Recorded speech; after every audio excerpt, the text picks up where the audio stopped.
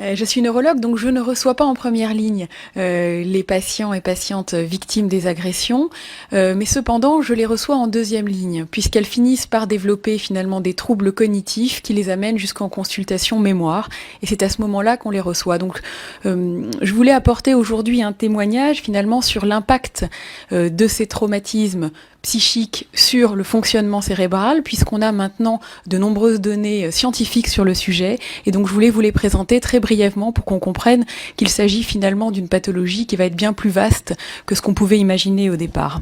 Donc que se passe-t-il quand il y a un stress aigu sur ce lobe frontal ?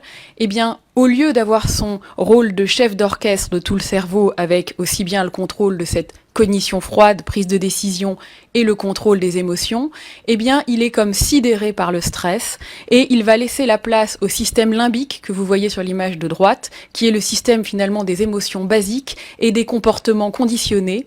Et donc, la victime, quand elle est sous l'emprise d'un stress aigu, ne va plus pouvoir prendre une décision puisque son cortex frontal va être sidéré et on va avoir un système limbique qui va agir en premier avec des réactions basiques, ce qui explique très souvent qu'on ne puisse pas comprendre le comportement des victimes à la phase aiguë, puisqu'elles ne s'échappent pas pour certaines, elles n'ont pas un comportement qui est véritablement adapté, tout simplement parce que le système de prise de décision va être sidéré au profit du système des émotions basiques. Et vous allez avoir toute des modifications finalement du système émotionnel au long cours qui vont donner des réponses inadaptées de ces victimes avec des réactions émotionnelles qu'on ne comprendra pas forcément, notamment quand elles racontent ce qui leur est arrivé. On n'a pas les émotions qui sont attendues habituellement. Elles ne pleurent pas, on n'a pas la charge émotionnelle attendue. Eh bien, c'est parce que justement le lobe frontal s'est modifié dans ses réactions émotionnelles. Donc c'est aussi un impact au long terme.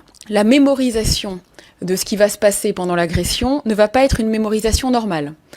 Au lieu d'être enregistré dans l'hippocampe, l'information, le souvenir va être enregistré dans une structure qui est à côté, qui s'appelle l'amygdale, et qui est une structure émotionnelle. Une structure qui va enregistrer finalement les couleurs, les odeurs, les sensations de manière très violente, mais qui ne va pas enregistrer le caractère temps-espace de manière précise, comme le fait normalement l'hippocampe. De conséquence, les souvenirs du coup vont être difficilement mobilisables volontairement par les victimes. Ils sont peu précis également en termes de temporalité et d'information spatiale parce qu'ils ne sont pas stockés dans l'hippocampe normalement. Et deuxième conséquence, les souvenirs vont se déclencher de manière involontaire sous forme de flash quand la victime va être de nouveau soumise à des stimulations de l'environnement qui rappellent finalement l'agression. Ça peut être une couleur, ça peut être une odeur, ça peut être un comportement. Et donc c'est complètement incontrôlable et ça arrive sous forme de flash. Ce qui explique aussi que les victimes ont beaucoup de mal à raconter ce qui leur est arrivé exactement avec une bonne temporalité, ce qui évidemment discrédite leurs paroles, mais c'est basé sur ces processus de mémorisation qui sont atypiques. Qu'on est sur une souffrance à long terme et que le syndrome de stress post-traumatique est finalement associé donc à ces modifications cérébrales, biologiques et structurelles qui s'installent de manière durable, qui sont réversibles et qui ont un impact négatif sur le fonctionnement cérébral, sur les principales fonctions cognitives comme on l'a vu, et qui finalement vont desservir la victime dans tout son parcours aussi. Voilà, je vous remercie de votre attention sur ce sujet.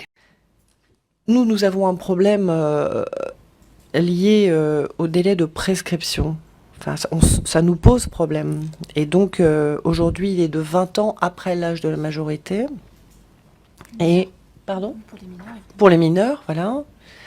Et j'ai le sentiment, quand j'entends parler un certain nombre de victimes, ou même Flavie Flament, qui est celle qui a mis un peu en lumière cette affaire, on mesure que finalement, la mémoire revient sur une odeur, sur une maturité certainement aussi, le fait que son enfant a l'âge...